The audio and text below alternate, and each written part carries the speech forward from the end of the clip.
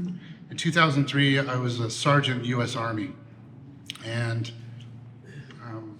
after months of patrols, vehicle and foot patrols through parts of Iraq, I wrote a poem in my notebook, Here Bullet. It's a very short poem. I folded it up, put it in a Ziploc bag, and carried it in my chest pocket the rest of the time that I was in country. I knew the mortuary affairs specialist who might treat my body if I were shipped home in a different way. He may have been the only person to read that poem if life had gone a different direction. Thankfully for me, it didn't.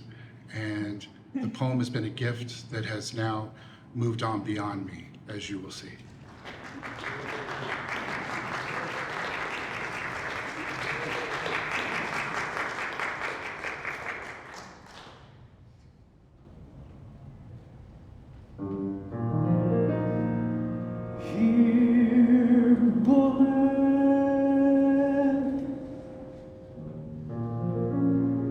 If a body is what you want, then here is bone and gristle and flesh. Here is the clavicle snapped wish, the aorta's opened valves, the leap thought makes at the synaptic gap. Here is the adrenaline rush you crave, that inexorable flight, that insane puncture into heat and blood. And I dare you to finish what you started, because here, bullet, here is where I complete the word you bring, hissing through the air. Here is where I moan.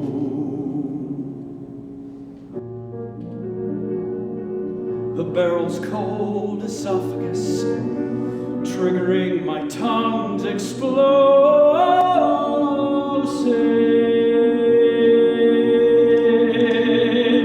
for the rifling I have inside of me. Each twist of the round spun deeper, because here, bullet, here is where the world ends.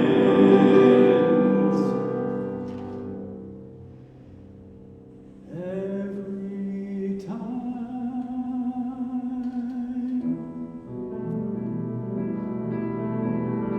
Here, bullet. Here, bullet. Here, bullet. Here, bullet. Here, bullet. Here, bullet. Here, bullet. Here, bullet. Here, bullet. Here, bullet. Here, bullet.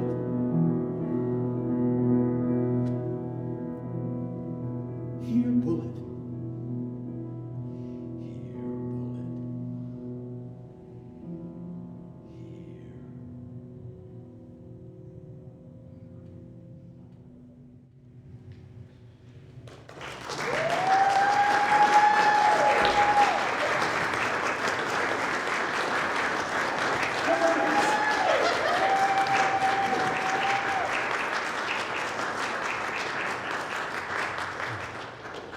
This is a three-part conversation that's taken place over many years. And that poem that I originally mentioned just a moment ago that I folded up, once I came back home, was published in a book by the same name, Here, Bullet. And from that point, I'd like to hand it off to Kurt, because it has something to do with Heidi, and he can tell you more of the details. Thanks. Well, shout out to my wife. She actually heard Brian being interviewed on NPR, Terry Gross, I believe it was, en route to her job at the San Francisco Conservatory. Came home and immediately said, I just heard the most amazing thing. I'm buying this for you, and you're setting it to music. That's that. Okay. Truth be told, I was incredibly intimidated for a long time, for a lot of reasons. I mean, this was just so incredibly powerful work, so unique.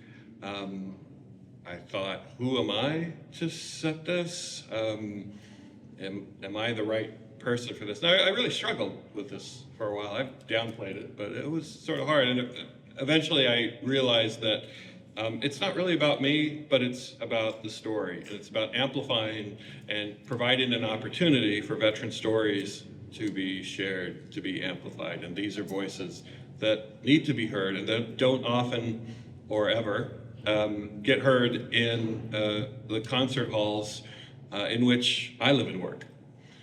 So I did that, wrote it for a consortium of about 30 singers right before COVID. Great time to write a new piece in a project right before COVID when everything shuts down, right?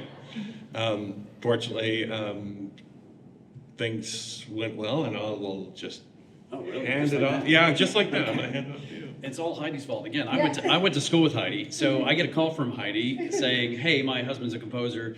He's written this amazing song cycle called Hear Bullet.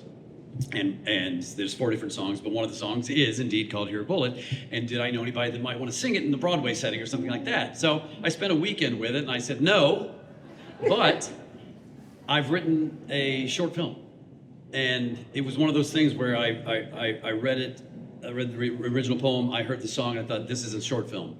And so Kurt signed off, said, that's really cool. Brian signed off, said, that's really cool. And what happened was, as we were raising money and having grants written to try to raise money for the film, this other thing happened, and we realized that Hear Bullet became bigger than the sum of its parts. And it turned into kind of why you're all sitting here.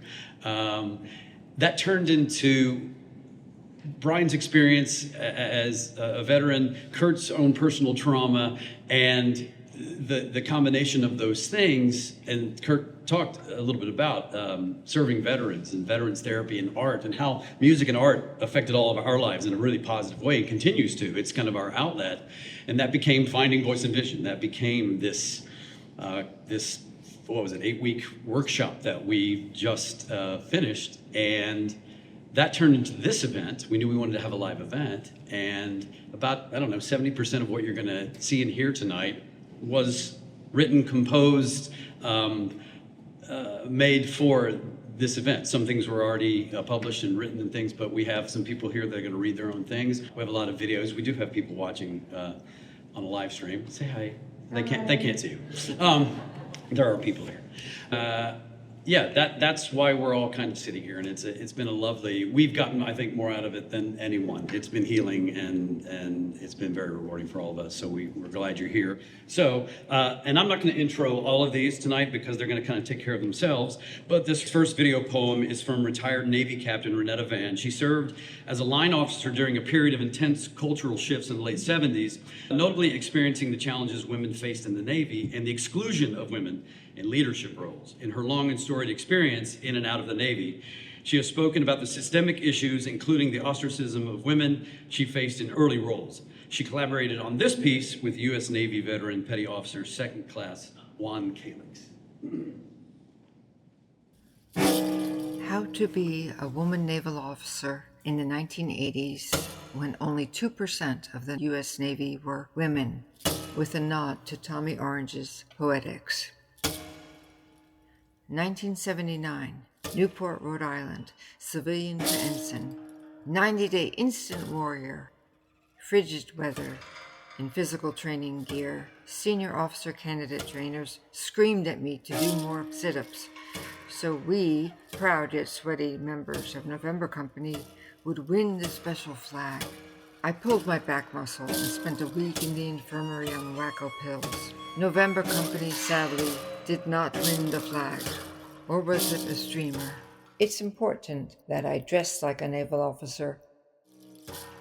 1980, Norfolk, Virginia ensign, drug and alcohol program advisor course.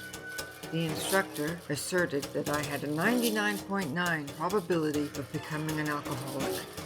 so shocked I spit out my beer.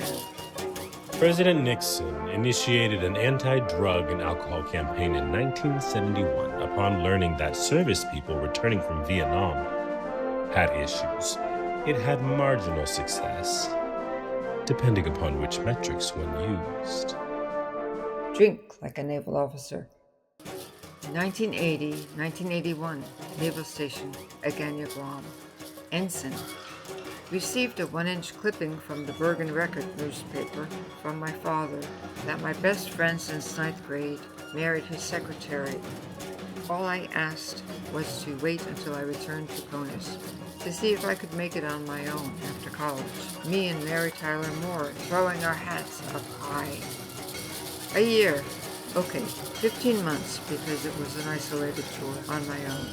Swear like a naval officer. Fuck this shit. He should have written a Dear Jane letter. Jerk. He fucked my sister, then married the secretary while declaring his love for me. Messy.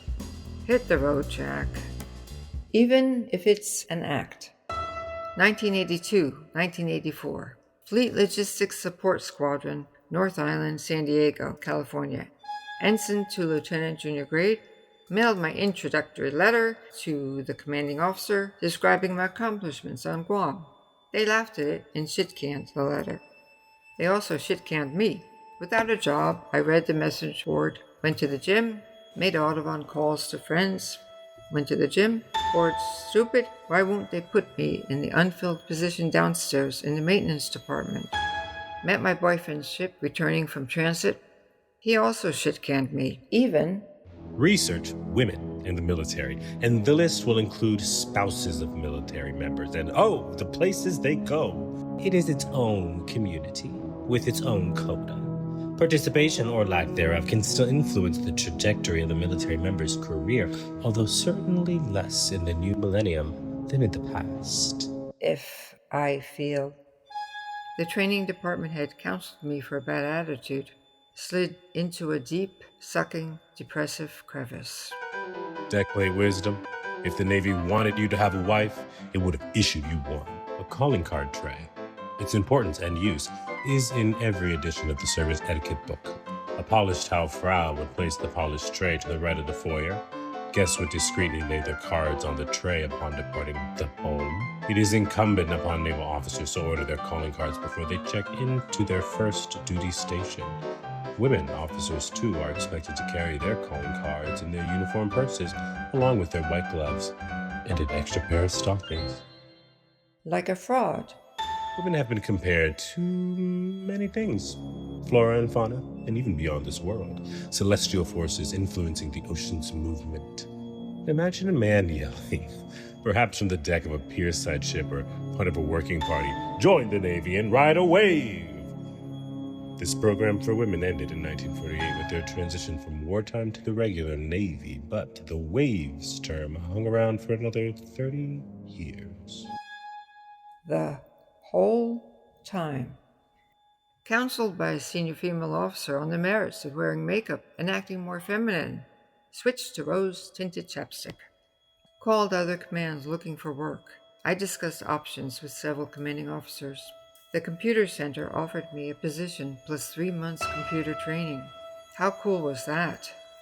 My squadron commanding officer got razzed by his flyboy buddies about not keeping his officers employed. Now I'm admiral material. I agreed to remain at his command if he corrected my last performance evaluation and added a personal achievement award. He did not. We parted ways. The only way to be a naval officer in this man's navy is to look and act like a naval officer. All the naval officers I knew were guys.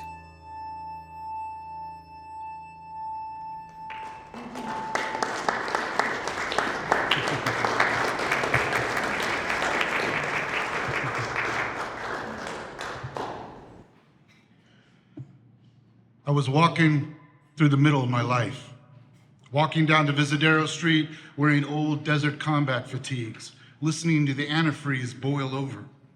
I was listening to the antifreeze boil over in conversations on the street, that dead-end steaming hiss of radiators run 100,000 miles and more.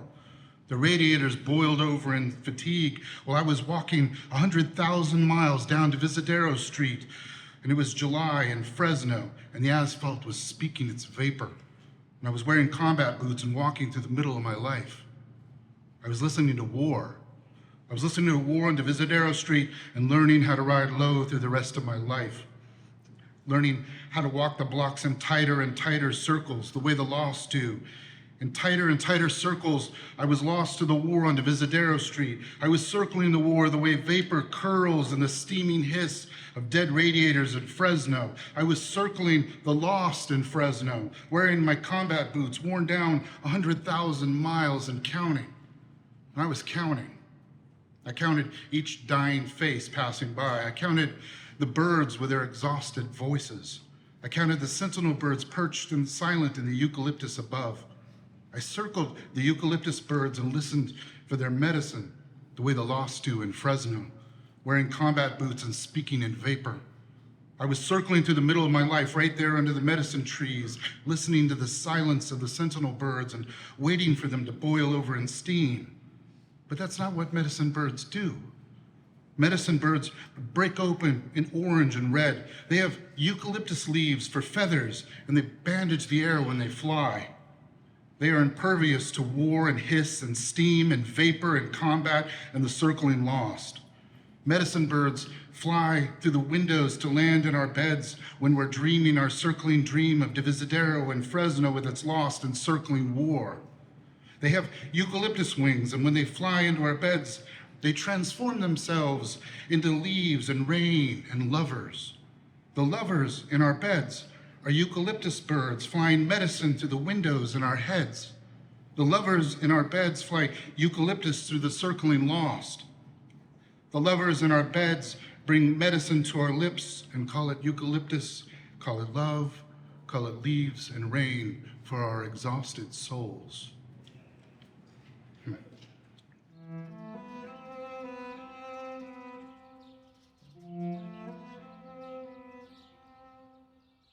A colorful bird adorns the center of a ceramic ashtray.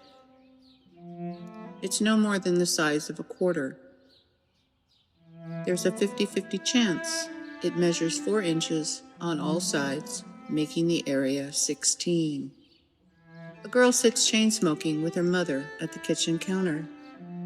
Her mother laughs loudly, 80 decibels or so, on the phone with a sister as the girl sits too tall on the adjacent bar stool.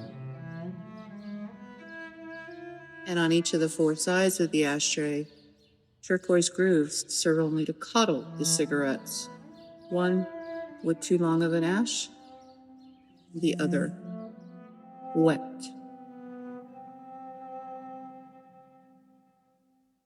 Hello, my name's Ken Rodgers, and I'm talking to you from outside Tucson, Arizona. And I would like to thank the San Francisco VA, Brian Turner, Will Chase, and Kurt Erickson for offering me the opportunity to share my work today. And I am going to read a poem titled To Tell You.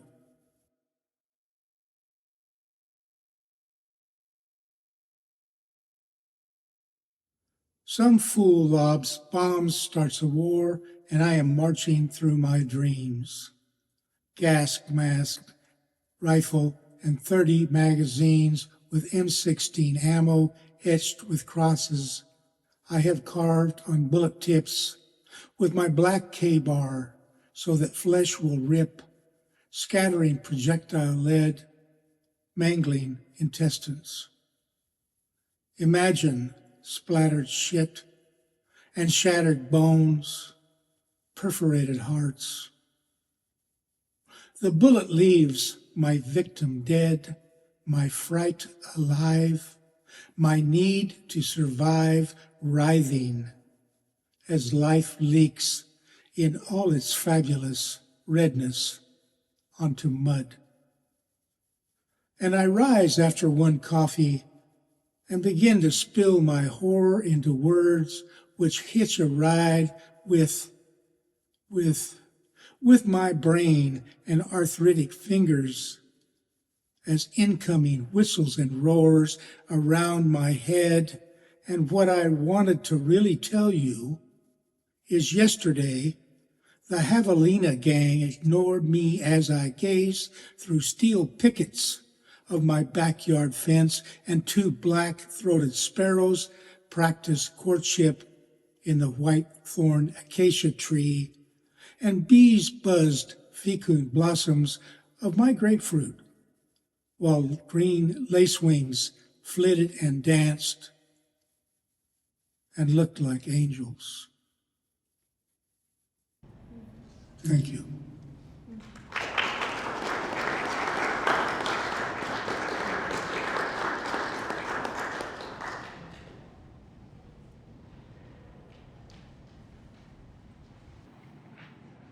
So this is a poem about my relationship with my stepfather, which was complicated. He was a really good man, but a very hard and difficult man.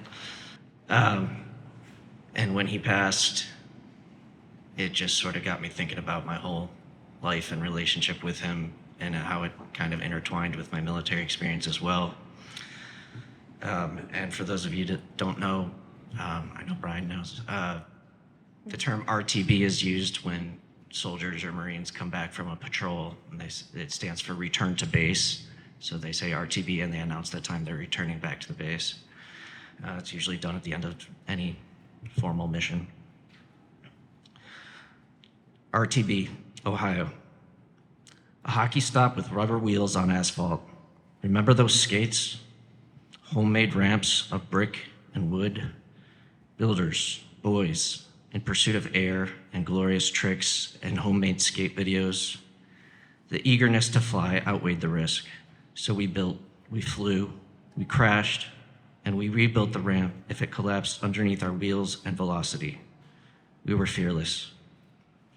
Tick, tick, tick. He comes up the front yard walkway with a large bouquet of flowers, adjacent to his shredding in the driveway. Tall, slender, strong, a natural fighter by his gait. Unnerved by the gaggle of rebellious boys, not knowing yet which one was his challenger. Tick, tick, tick.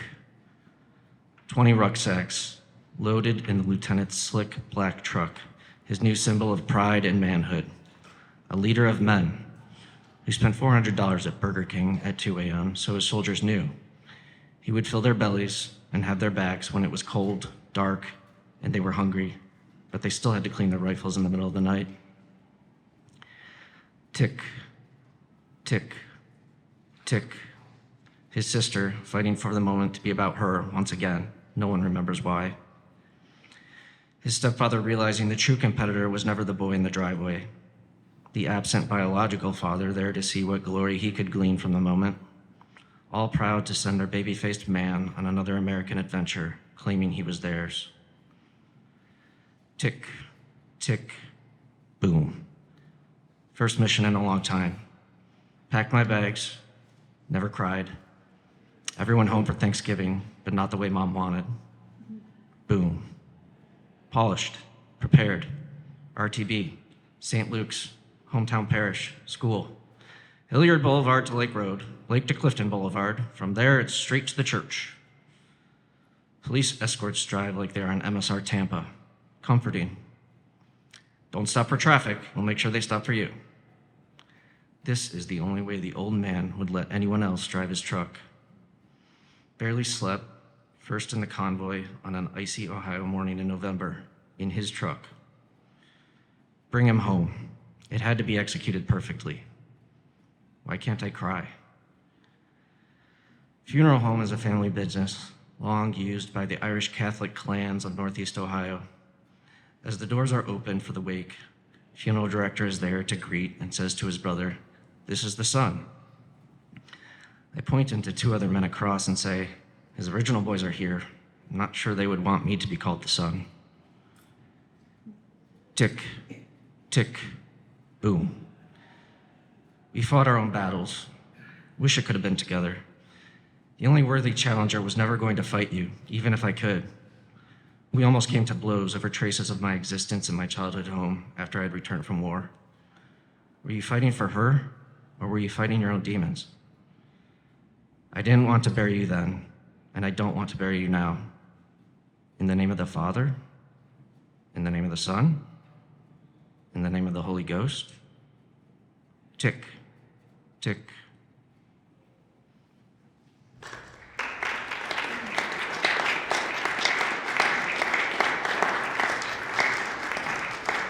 Thank you.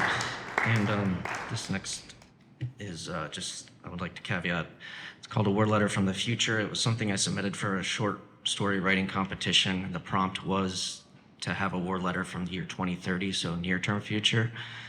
I just want to say I sincerely hope this is not the way the future turns out, but I wrote it after Russia initially invaded Crimea, but not when they had not yet invaded the entire country and started the war with Ukraine.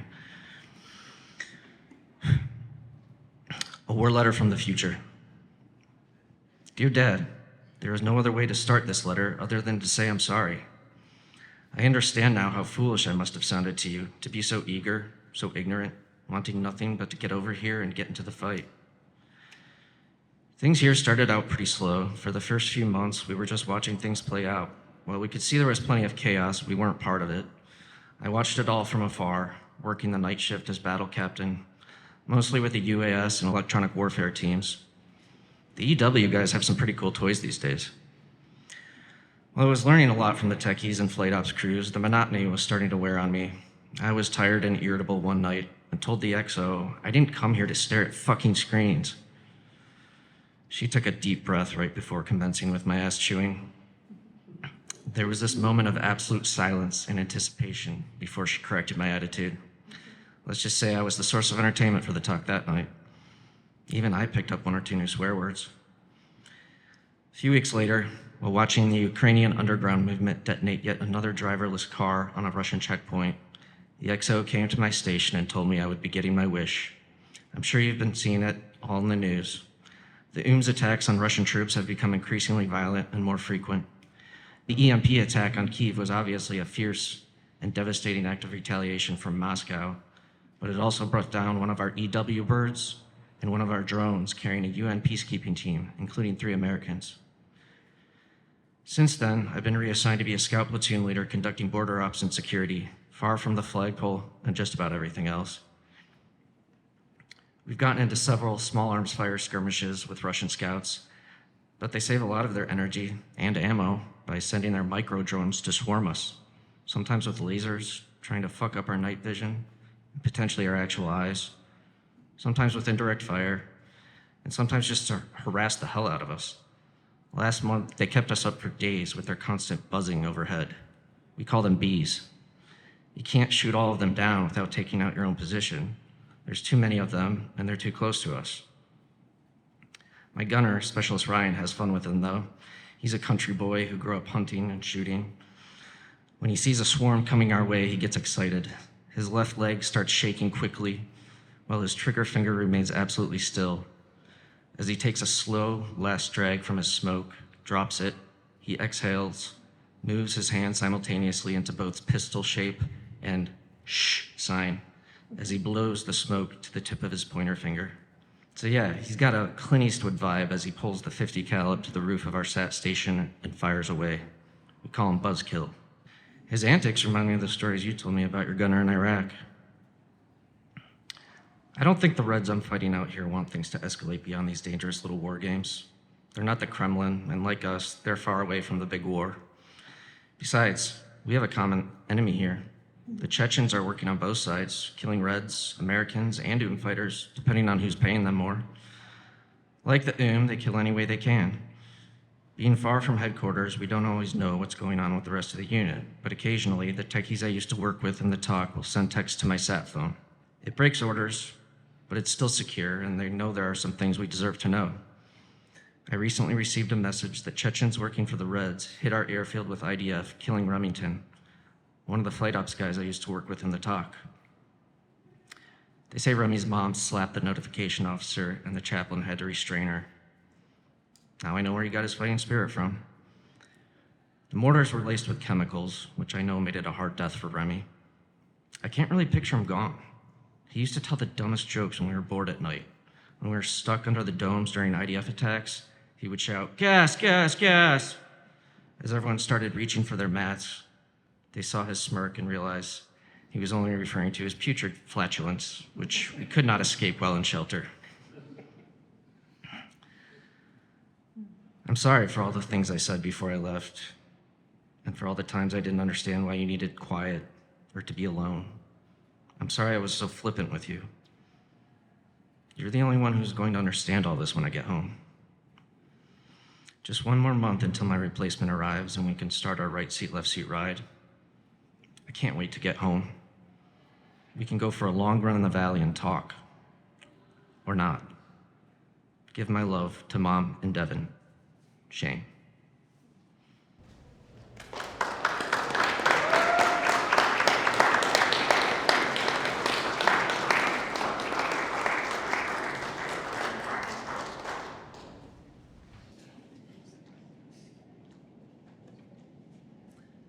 Thank you, Kurt, Will, Brian, Heidi, Kay, all the people who came over here today to support our veterans.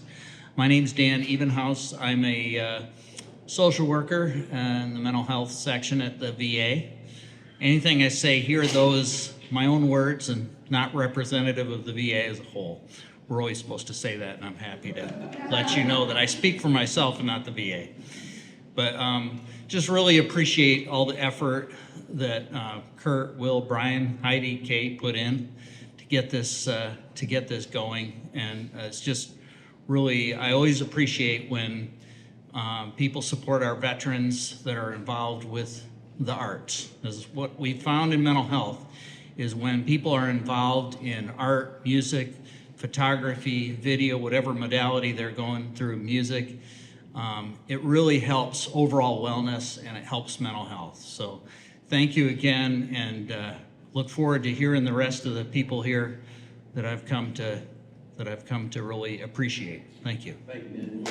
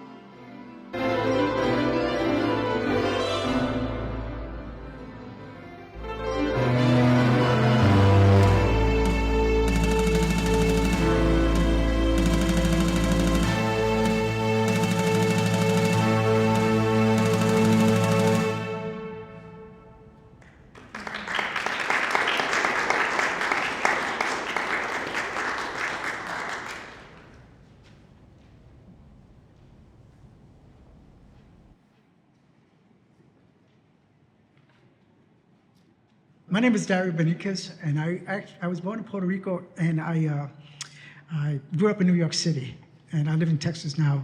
I was inducted into the Army in 1970 at Fort Hamilton, Brooklyn. And then after that, after I was in the Army for a while, so I'm a Vietnam-era veteran. After that, I joined the Air Force. I retired from the Air Force. I continued with them as civil engineering, and then I was the program manager at Texas. So I have 6 short poems to read. My last poem is 4 lines, so, you know, it's really short. As I go through the poems, I'll give you some little bit of background, but not much. So the first one is called Edwards Air Force Base, which I was stationed here in California for 5 years. And I was a flight test engineer. I'm an engineer by profession. So every year this crazy thing used to happen. They used to see a fin out in the dry lake. So everybody was like, where did this come from? Because we're in a dry lake. And so I wrote this about that situation. Edwards Air Force Base. This wasn't yesterday or the day after, but the day the rain hammered down, little missiles bouncing off the hangar walls. You can feel them, metallic drops, micro cylinders pelting the skin, rain that flooded Rosemont Boulevard in the Mojave Desert, the only street in this one-bird town that leads into the base like a door through a mountain. The only time the huge fin appeared, you could see a huge gray fin sticking up from the road on the dry lake. The next day, the Mojave Express News read, mammoth shark spotted in the desert, like a surprise party for a long forgotten friend. So that was Edwards. I write kind of short poem. Now this next one is called Austere Airfield. And I don't know if you know who Gerald Stern is, but he was one of my teachers in the university. And he kind of gave me advice about this poem, and he kind of liked it. So he says, hey, yeah. So it's called Austere Airfield, Southwest Asia. Okay, Southwest Asia. This was around 2003, okay? Who can I kill? The sign read. I thought it read, who can I heal? So I walked around with my hand outstretched like a holy man, attempted to heal the blind, the lame, and despondent, to no effect. But I did not come here to heal, but to search for a launching pad, to hush the incurable, the politically skewed, to set them down on the righteous path to democratic ends. So that's Austere Airfield. And here's another opportunity I had. I went to an undisclosed location, or locations, but I'll say location here, because it was one site, actually. And this is my experience there. When I went over there, we were at war. The weather was cold and wet, temperature 33 degrees.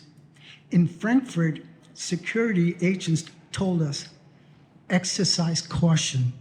Your body is a loudspeaker. Take photos of everything.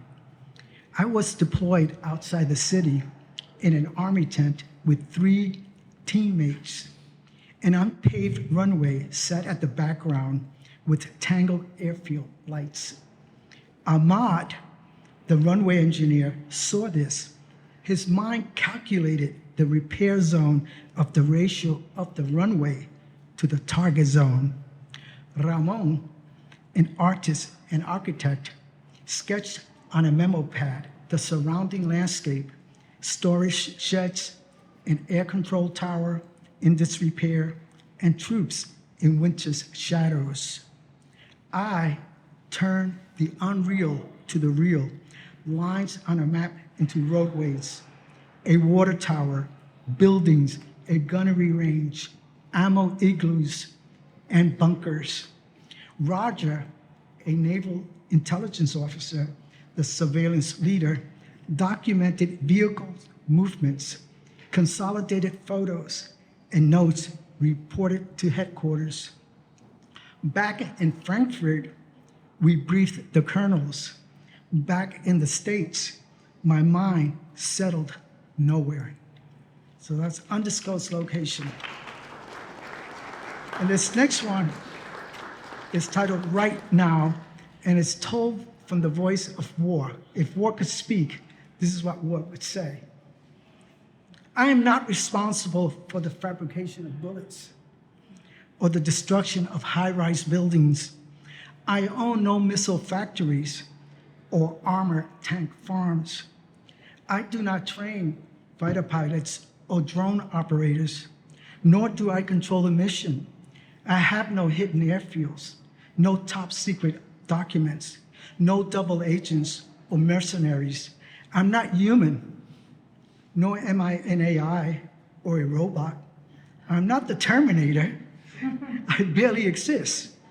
It's your show, your rank and file artillery, your geopolitical slips, your growling mechanical dogs, cluster bombs, big-nosed howitzers, or your underground ruse. It's your collateral damage, your fortified designs. I prefer peace over the remnants of humankind. I'm neither cruel nor cool, but simply an instrument of your dark stone heart. Right now. I'm getting to the end here. So here's the, what I call an Ars Poetica. And an Ars Poetica is a poem about poetry and how you feel about poetry. There's a little change of pace here. I make something out of nothing, a house out of toothpicks, a boy from nickel wires, lightning from honey, arsenic from history.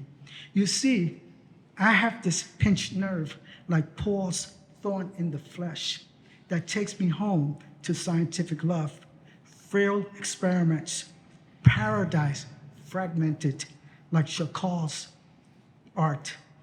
It triggers my art that I told for 7 days a week, an affliction that keeps coming back like crabgrass each summer. But I love my art. My life is a marvelous mess, like stars falling from paradise. And here's the shortest poem. And guess what? It's called the epilogue. Okay, 3 lines. You gotta listen because it's gonna go fast. This is the end. Almost anything can happen.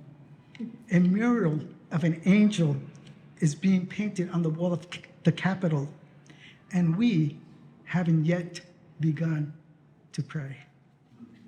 Thank you.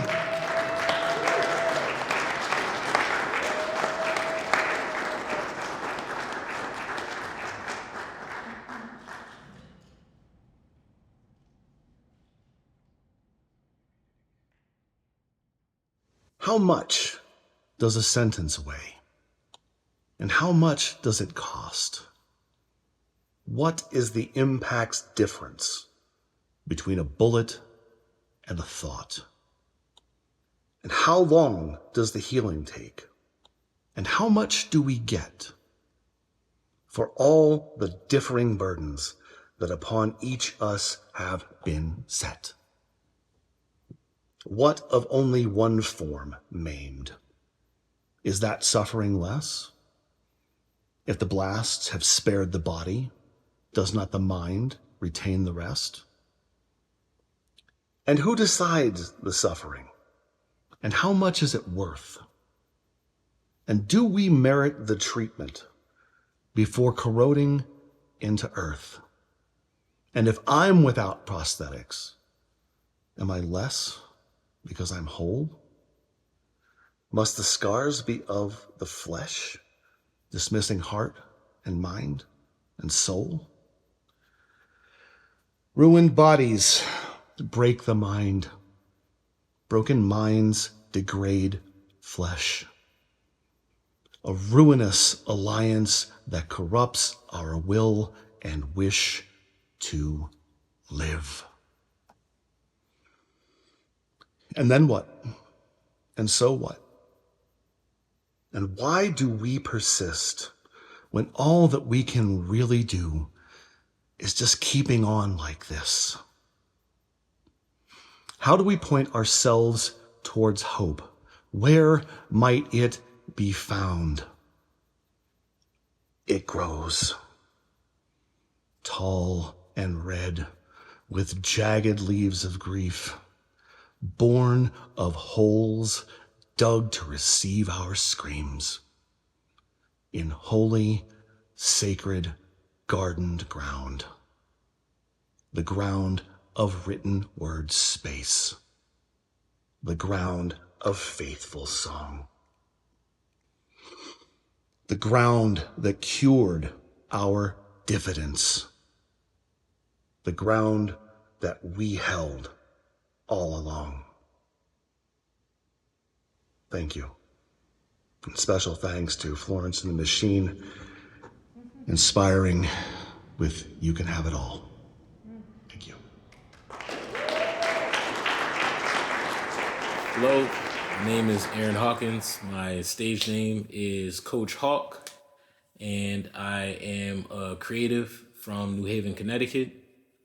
I'd like to share an original piece that I wrote and co-produced with one of my associates out here in Connecticut. Hope you like it.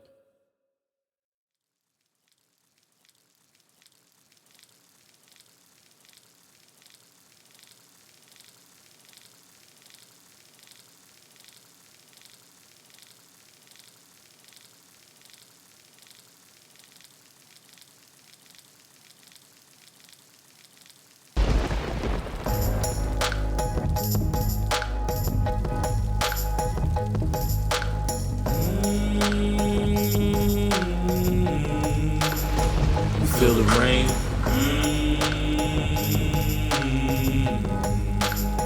We need to change.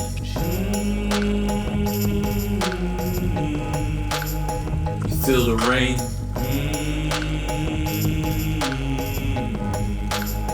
We need to change. When the rain comes, no running can save you. Wanting to stay dry is just a lie that they gave you. Peep the picture I paint. You never see gains unless you feel the pain too. Let me flip it to page 2. Switch your mind frame or end up in a caged room. This is the way they play, so who's gonna get control? The grateful or the hateful? Sheep and greed's flock, fiends who need rock, bitcoins and stock, the schemes got to stop. The elite keep all of the fresh fruit and feed you the rot. Empathy is mocked, equity is blocked. Prioritize power and profit around the clock. This logic's unorthodox, all the way left. Time to get right before you face death.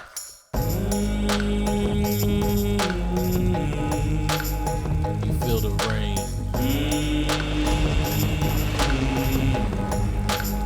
We need to change. You feel the rain.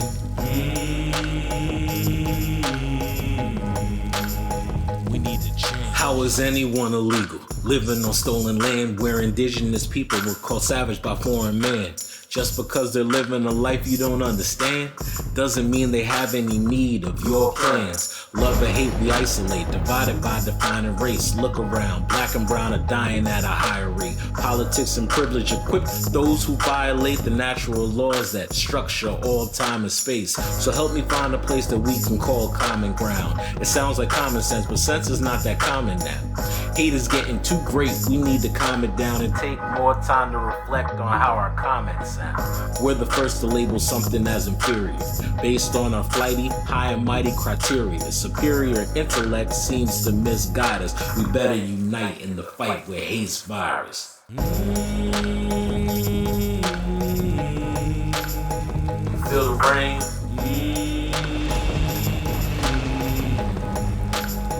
We need to change.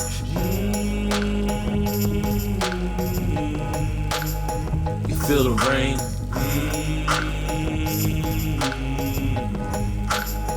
We need to change. Thank you.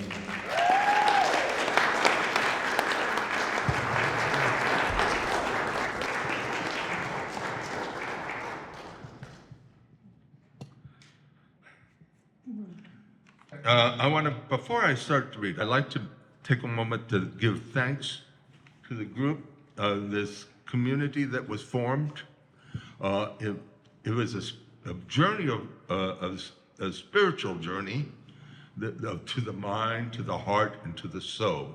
It was a pleasant, joyful time, and I am awed by the talent that is presented here for these veterans. It's amazing how many veterans are so talented. I would also like to thank the people that put it together. Kurt, Will, Brian, Thank you so much. Okay, here we go. The first one is a lasting peace. Yes, my love, I see you vividly. Your sparkling eyes of deep blue, your smooth alabaster skin, aching to touch. I take you in my arms, your breast against my chest. My arms around your waist. A little wicked smile upon your rosy red lips. A fire crackling in the fireplace. The sweet smell of dinner for two. But the picture fades. Oh, yes, there they are. Mom and Dad, my brothers and sisters also. There is Mom in the kitchen, cooking up a delicious meal. Dad with his beer in his living room chair, telling one of his stories, one that we've heard several times before, but we love them. There they will.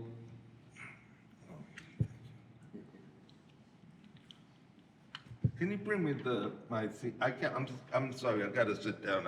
No. If you don't mind me reading from the seat. No. It's perfect. We're full service here. I apologize. No, for being mean. not at all. Thank you. We'll leave this here. Put that mic down. There you go. You got it? Perfect. Okay. Get you nice and comfortable. Thank you very much. Of course.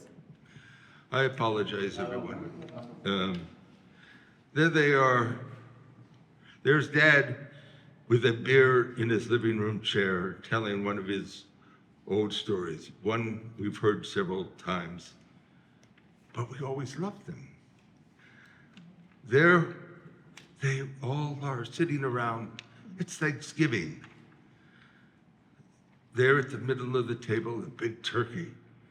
I see mashed potatoes, stuffing, and gravy. And there's Mom's famous biscuits. Dad says the Thanksgiving prayer. Oh, over there in the corner, I see old Jake, a golden lab, and Miss Kitty, all black except for white paws and a cute little white diamond shape on her belly. Both laying together with love, both at peace with each other.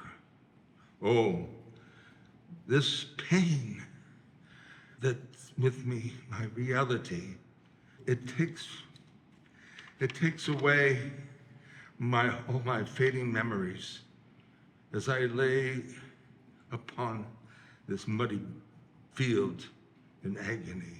I do cry, for I will soon die. The battle rages forth around me, the sounds of men slowly dying. All my hopes and dreams no longer do I see, just the damn reality of this death, as it soon will take my soul. This hellscape that once was a peaceful place with idyllic rolling hills, little farms, and villages. But now nothing lives in this desert of destruction. The cries of dying people, the putrid smell of death surrounds me. Thousands of miles away, powerful people talk of peace, but they say it's not possible. As I lie in the mud and the blood, I realize lying just a little bit away is another dying soldier. A soldier in the uniform of my enemy. He looks at me and I could see the life fading from him. He had a weak smile with blood dripping from his mouth. His right hand stretched and in broken English she said, "Friend." I was hesitant at first, but in the end, I felt a gentle peace fall over me. I grasped his hand and said, "Peace, my friend."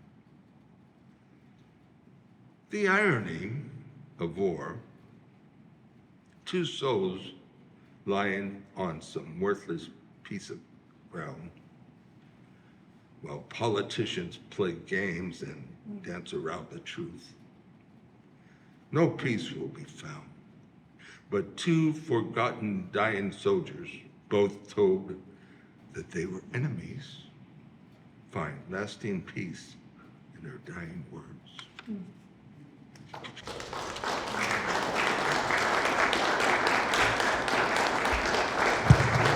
A special day. On a special day, I have left my troubles behind me. A hike upon a hill will give my face a smile.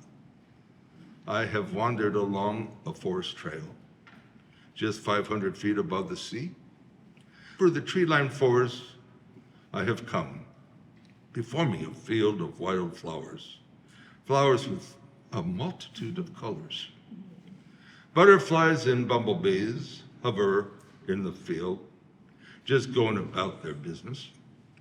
There are birds flying in the warm summer sky. Above me, hawks doing lazy circles, looking for a dinner treat. Little robins flutter by, chirping in the gentle sounds of nature's call. Ah, the trail beckons me on, for I have a ways to go. A soft breeze will guide me on my journey till day is done.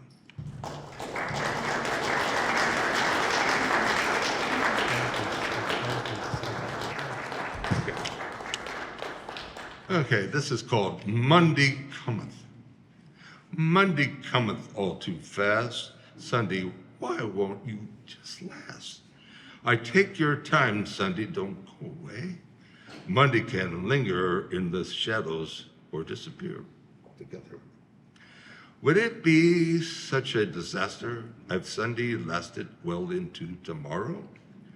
Making Sunday 2 days long seems like the way to go. Maybe 8 days a week is a bit too long. Dropping Monday altogether seems quite a lot to ask.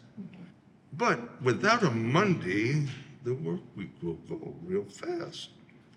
Just imagine a world without a dreaded Monday. People might even learn to smile. I think I made my point quite clear. No need to debate. Turn off that Monday alarm, pull up the covers, and celebrate double Sunday while you can. For now, it's dreaded Tuesday that'll come too fast.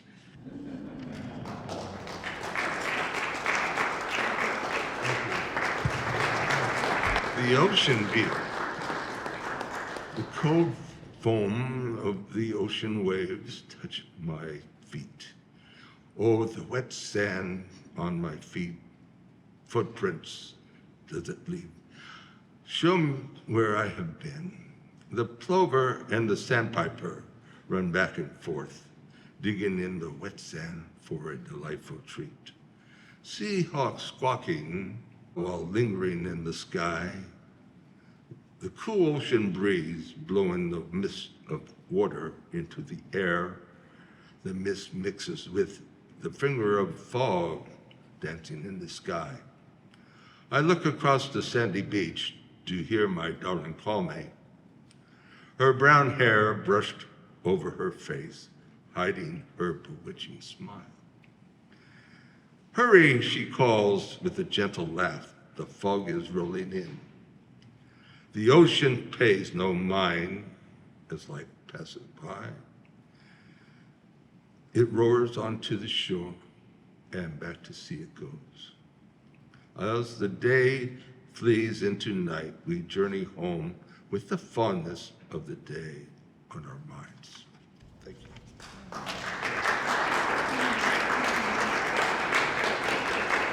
Okay, this is called The Art of Living, the conscious of the mind, the breath of the lungs, to live, to touch with humanity's soul, the joy that is in my heart, the admiration I feel for those who live life into the fullest. Yes, live life to the fullest, the art of living, the excitement of being. We are born, we live, we love, we laugh, we cry. At some point we die. But while some fear death, who knows what journey lies beyond the grave? So fear not the future, in time it will come to be. So live in the now. Live the art of living.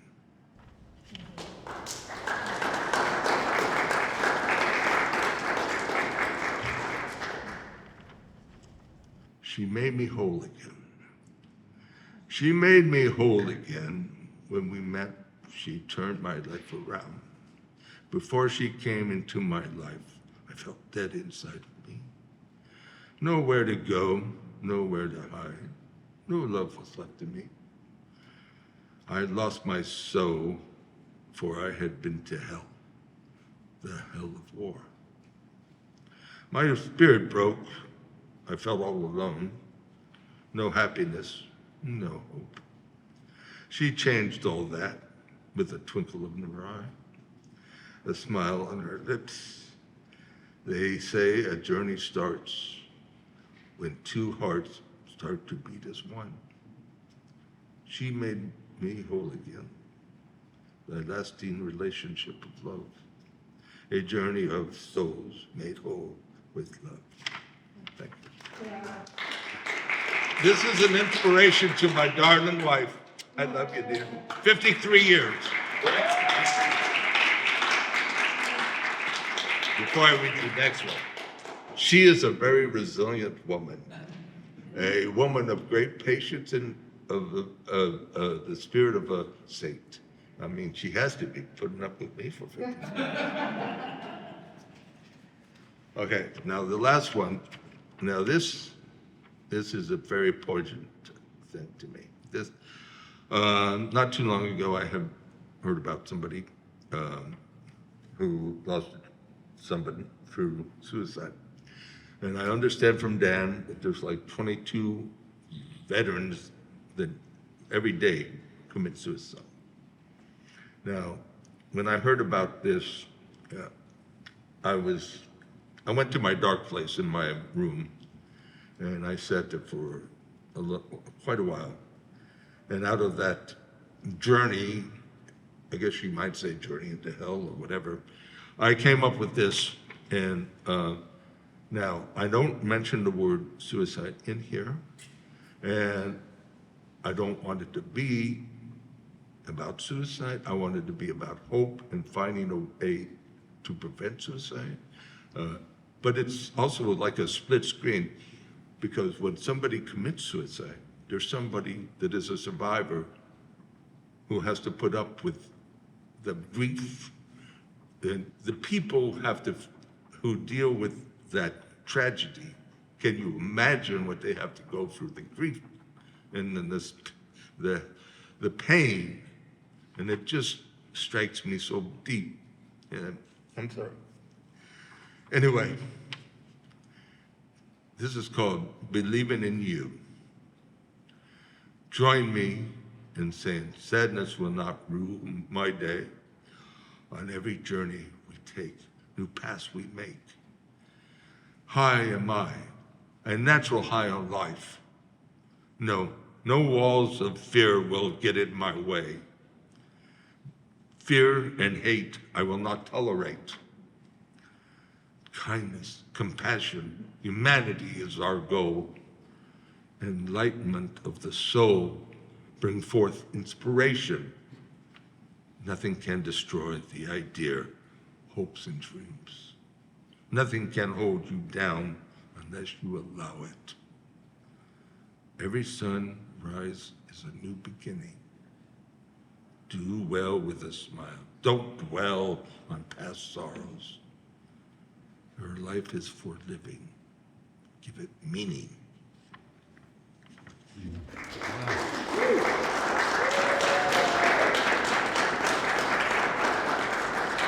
Thank you so much. I appreciate it.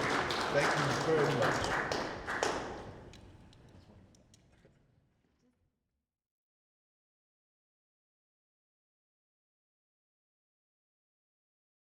Hi, I'm Rebecca Evans, and I am an Air Force veteran.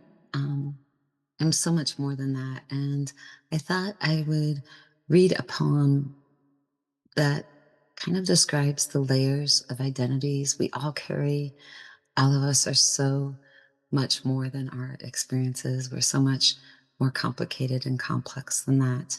And this poem is a response to Mahat Dharmesh's poem, I Come From There.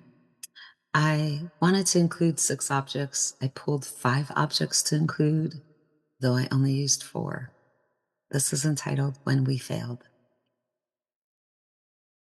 I come from there. City skyscraper and concrete gardens, streets where gangsters ruled and tossed pizza dough high. Graffiti turned to art, turned to voice, turned to crime, and we learned to crawl without help, without encouragement, without a lesson plan. I come from there, endless fields of corn, white hot sun blistering scalps, and teenage girl gossip. We sipped sweet tea on lunch breaks and tossed sandwiches to the crows, to the ants, to the dead, just to keep our bones bare, jutting, and proud. Cheerleading turned popular, turned sport, turned slutty.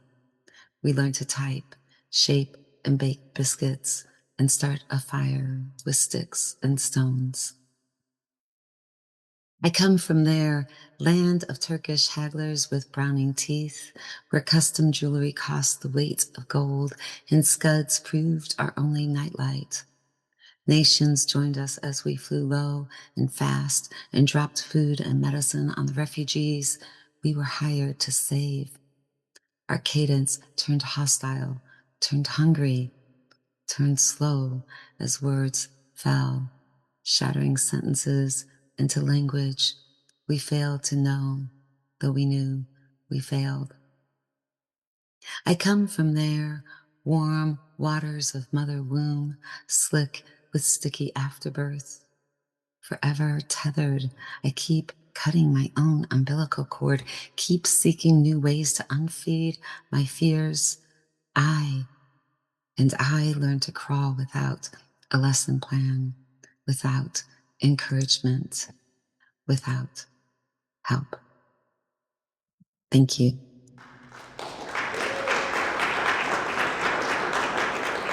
All right, everyone. Looking back over the last couple of months or so, we've been meeting every Friday, and each Friday I've been amazed by what, for those of you who haven't been to our meetings, we've kind of been going around in a circle sharing stories in different art forms. And what I've done is created a kind of mashup poem from like a magpie, grabbing a phrase or two from here or there from each person's work as best I could. And the one thing I realized before I start to read this is that there are things that, of course, there's too much to try to catch, you know, and one of the things is humor. And you won't find so much humor in the poem, but I'm just saying as a thing I wish I could also have added in here, because along with the difficult thing, there are many types of medicine, and one of them is laughter, and that's definitely been throughout the last few months, and I've enjoyed that very much. This poem is called At the Last Picture. How long does healing take? I allow the engine to decide, while the names and faces are redacted by the passage of decades. How many corners must I turn? Sometimes I know to the marrow between the blast and the formal diagnosis. Somehow, some way, someday, somewhere, soon, I'm gonna make it through. All I gotta do in this life is open the door. Outside, birds chirp. Today is closer to me. Tick, tick, tick. Yesterday, tomorrow's stranger. Nothing but memories which soon the wind will blow. save the landscape, the cherry blossoms, all that falls searching for a home. Another day. From time to time, I sit and observe the ash tree in the center of the desert, my mouth moving to gold and hearts, or perhaps a prayer for some lost lover, a loneliness, or simply a vase nearby, yellow roses, a primary palette of red, white, black, orange. And it's the trope of the girl and boy leaning in, searching for an encampment, a blue surprise. Must the scars be of the flesh? How long does healing take? I have dreams. I got dreams. I want to open the door. We need the change. We need the change. All I got to do in this life is open the door. Listen to your soul, I think. It will give you an answer. It's late, and the light moves in only one direction. White blooms will open soon, and their leaves cover me. Do you feel the rain? Do you feel the rain? So that's my way of saying thank you for the conversation.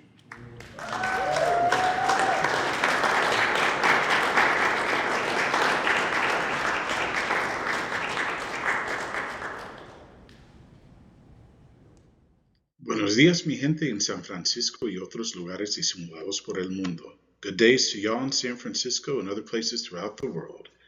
I'm Ralph Stanton, a.k.a. Rafa por la gente que le gusta español, someone that lived more than 50 years in military households, moving around sundry places throughout the world.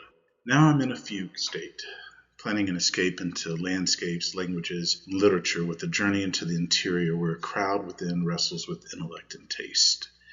In this vein, the voice of this poem is more Rafa, a character that resembles Ralph Ray Stanton Jr., the author of Chasing Cervantes, a novel that I'm working on. Now you have some background to this poem. Duelos Incontinentes, Life in Literature, or Incontinent Duels de Vida y Literatura. Anoche me fui a ver una orquesta, live, tocando Latin jazz, and hoy pienso de life and literature. Last night I went to see a band, en viva, playing Latin jazz. Y today I think about la vida y la literatura. Cervantes, Dostoevsky, Ralph Ellison, y yo. Cervantes, Dostoevsky, Raphael Ellison, and me. Crime and punishment, crimen y castigo, imprisonment and innocence, prisión y inocencia, invisible men and incontinent dualities, hombres invisibles y dualidades incontinentes. Losing control, letting shit go, just let that shit go. Perdiendo control, soltando la mierda.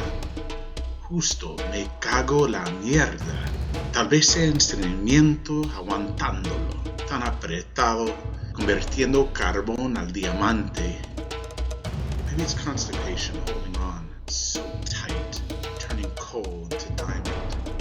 Still, violent tendencies. Sometimes there's vengeance. A veces tendencias violentas. Tal vez la venganza. Just a waste of time. Life without forgiveness? These grudges. Things get complicated.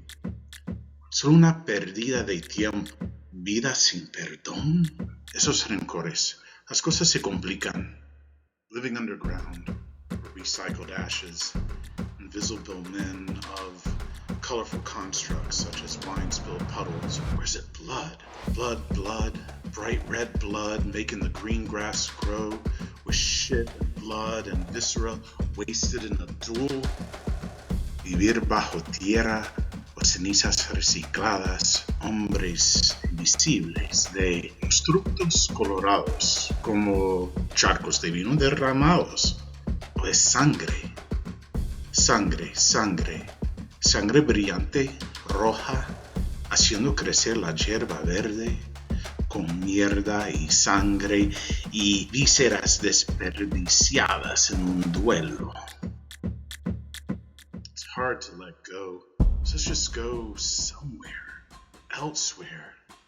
Nowhere in particular, or possibly someplace special that used to bring us joy and love, intimate, someplace romantic, to not worry about duties and all that other shit that we thought was important.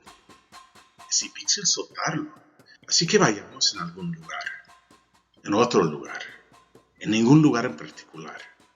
Posiblemente algún lugar especial que antes nos dio la alegría y amor íntimo, algún lugar romántico, de no preocuparse por obligaciones y toda esa otra mierda que hemos pensado era importante. Una posición de poder y rango se desvanece, despojado de identidad y sin trabajo. Que vale más es vida, health and well-being. As a position of power and rank fades, stripped of identity and jobless, what matters most is life, salud y bienestar.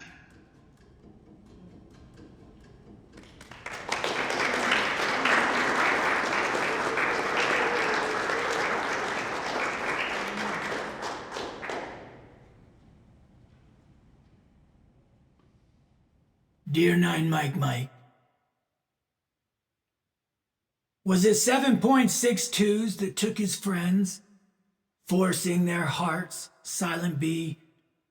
Or were they dead already from battles within, those bullets setting them free? This question he begs in hopes that the pain in his soul he finally may quell. Sadly, the truth, no answer exists. In this reality, he cannot leave hell. With love for home, he had sworn an oath, exchanging his youth for a rifle, only to learn silent screams replace peace, from children used to bomb stifle. And tasting the taint of war tainted the taste of feeling free. The sounds of battle never ceased. At war he forever would be. All alone with his demons, surrounded by stones, bearing witness to the silent below. On the ground poured whiskey, says hello to them all, laughing as the tears finally flow. Hating himself for being the one forced to witness them go. Nothing left but memories, which soon the wind will blow, save the color red splayed naked on Iraqi sand and Afghan snow. Living dead, the silhouette soldier salutes as he sings his last song. Broken-hearted beats the drum for the others marking time, the soldiers who've all marched on. From tattered bag he pulls the grantor of his release, a ferryman who asks no questions, just an exit, not guaranteed peace. The 9 Mike quick took his life, making his voice silent be. Dead already from battles within, he left before being set free.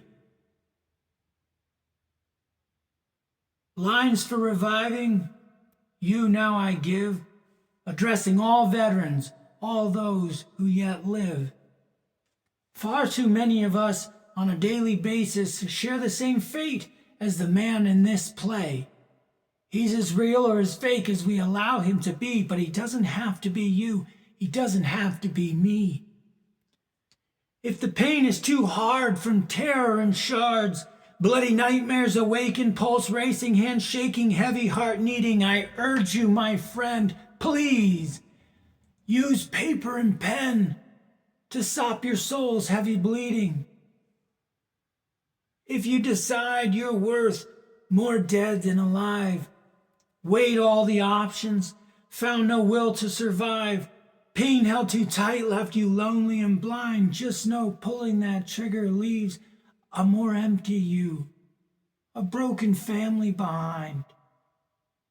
For we are true family, us veterans who live, but what strength is our bond?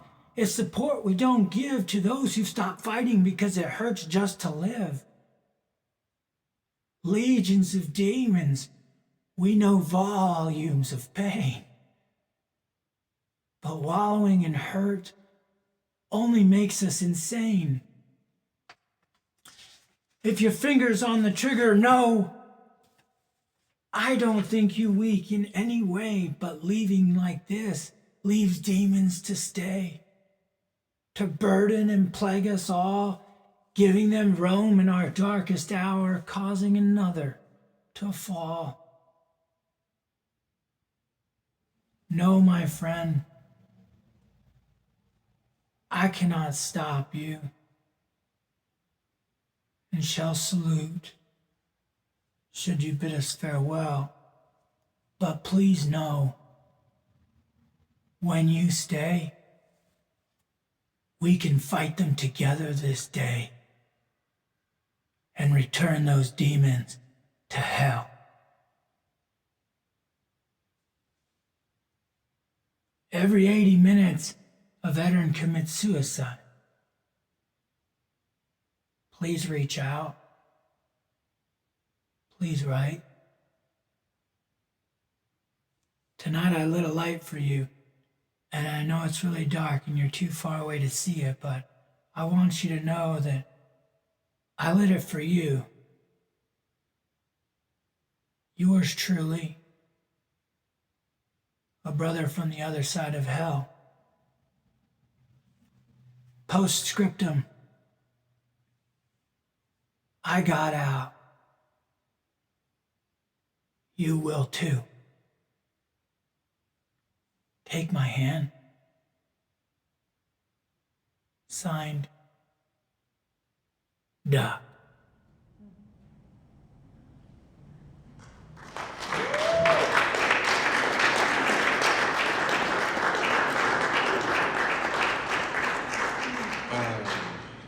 Last year, I took part in a oral history training program at UC Berkeley, and I did so because in my role as a composer, I realized that it wasn't enough just to set stories and words to music, that I wanted to put myself in a place where I could allow others to share their stories. Because I knew firsthand and I knew from others how incredibly important this is. Which leads me to Mo Armstrong. Oh, wow. What to say about Mo? Mo is gosh, love this guy. Mo is a real-life Forrest Gump, if ever there was one. I don't even know where to start. Polio as a small kid, one of the oldest humans to have still been in an iron lung when he was younger. Star athlete in high school. Vietnam comes along, recon, telling stories that no one should have to tell. Bouts with mental health difficulties. And then a period of resilience, earning not one but two master's degrees, founding Leopold's Records, which became Amoeba Records, which is a mainstay here in the Bay Area, addressing Congress and Jay Rockefeller, talking about veteran best practices for reducing homelessness. It's just one story like this after another. Mo, if you're watching this, thank you for sharing your story. And we're just scratching the surface here, and I hope to do a lot more.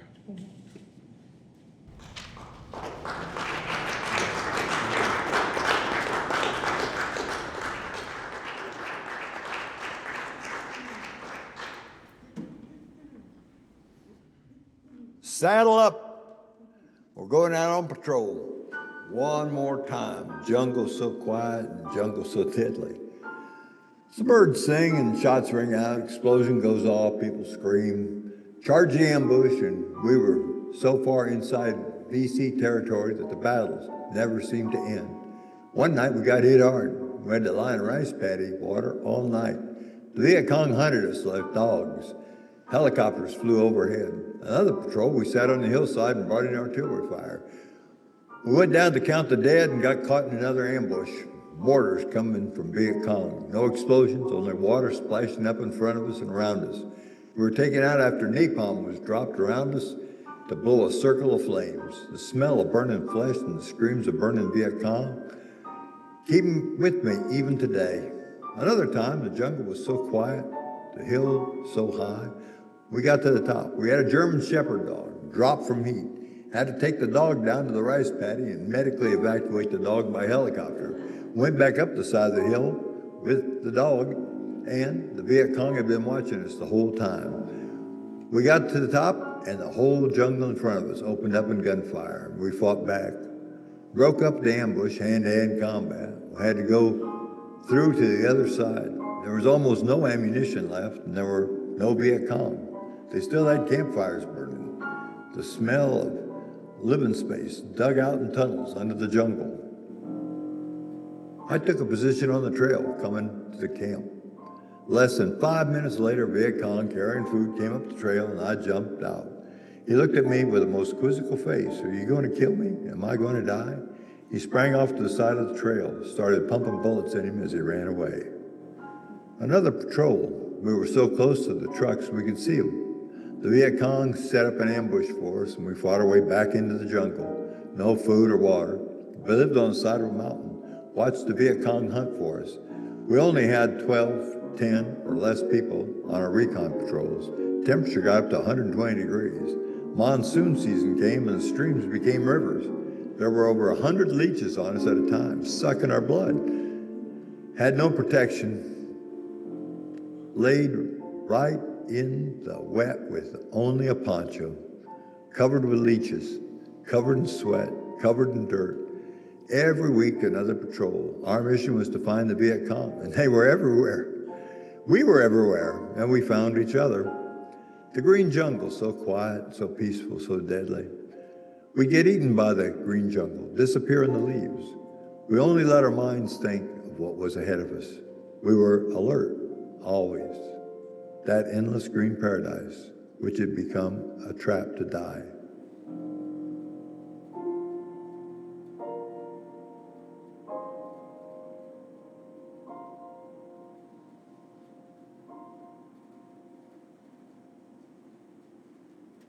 Walking out back and coming in, crows start to caw in the trees. They move along the treetops as I move along below. This can't be real. Get home and open the porch door, and they're on the ground, waiting and scratching for food. I feed them. They gobble the seeds. Next day, talking to Ed Schwartz, he's just been reading about crows. Says they're the only bird recognizes human faces, scientifically studied. We're getting to know each other.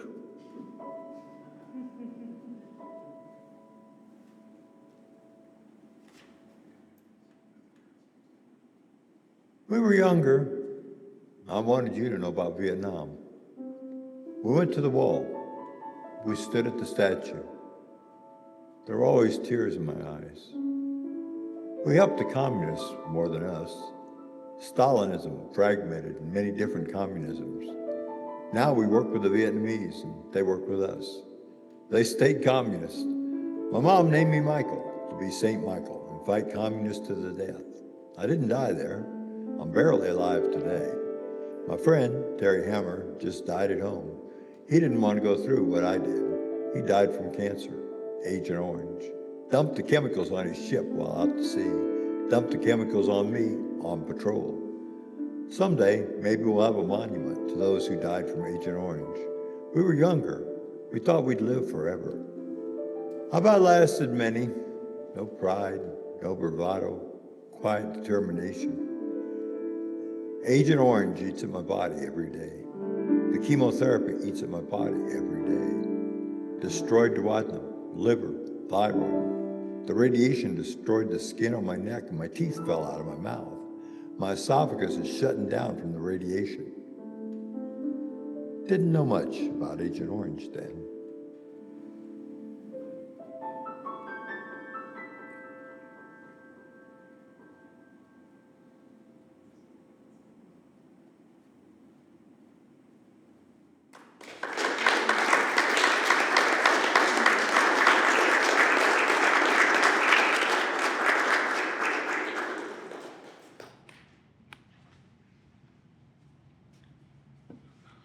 In 2004, while I was in Iraq, I wrote a poem called Curfew. It was in my notebooks along with that other poem I talked about earlier, Here Bullet. And I didn't know if these poems would ever be read by anyone. It's a very quiet poem on the surface, but it uses something that I've come to appreciate, which is, and one of the things that we did over the last couple of months is talking about different ways we might house the imagination, whether it was in a song or in a film or in a poem or a short passage of prose. And when I was in Iraq, I can see now that in the poem I was doing a kind of craft tool. So for example, sometimes the impossible is so difficult to articulate, and sometimes you have to say the thing that doesn't happen to say the thing that does. So sometimes I call that the poetry of negation in this case. So in this poem, what you hear at one point, there's a passage where it says, there were no bombs in the street, no panic. It's kind of a quiet, peaceful day. And it says, then it says something very strange. It says, it's very specific. It says, Sergeant Gutierrez didn't comfort an injured man who cupped pieces of his friend's brain in his hands. Like that didn't happen. But in the saying, like when I say Sergeant Gutierrez didn't comfort an injured man, right? We see Sergeant Gutierrez comforting an injured man, you know? So maybe it didn't happen today, but we know it did, you know? There's these different ways of housing the imagination in ways that we can help to maybe move it outside of our body, and so we can help process it and think about it for ourselves, or put it in language and articulate it. Art has so many different reasons to be made and to be shared, and I'm really grateful to get a chance to see this poem taken into another place, and we're about to have a wonderful gift from Heidi Moss Erickson and Kurt Erickson.